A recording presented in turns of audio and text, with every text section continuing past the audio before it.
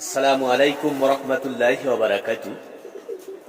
আল্লাহ তাআলা যেন এই রমজান মাসে ইরানকে এমন পরিমাণ শক্তি দান করেন যাতে করে আমেরিকাকে এমন শিক্ষা দেয়, মৃত্যুর আগ পর্যন্ত যেন আমেরিকা মনে রাখে পৃথিবীর সমস্ত অশান্তির একমাত্র কারণ হচ্ছে এই আমেরিকা। যে যুদ্ধ রমজান মাসে তারা বাঁধিয়েছে, আল্লাহ যেন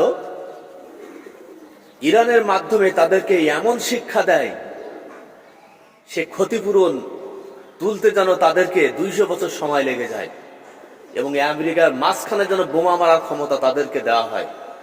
আল্লাহ তুমি সেই রহমত নাজিল করো। এই আমেরিকা হচ্ছে সমগ্র পৃথিবীর অশান্তির একটা মাত্র কারণ। এরা সব জায়গায় অশান্তি করে বেড়ায়, সবকিছু তাদেরকে দিয়ে দিতে হবে, সবকিছু তাদের আন্ডার, সবকিছু তারা খেতে চায়। আল্লাহ তুমি এই রহমত নাজিল করো।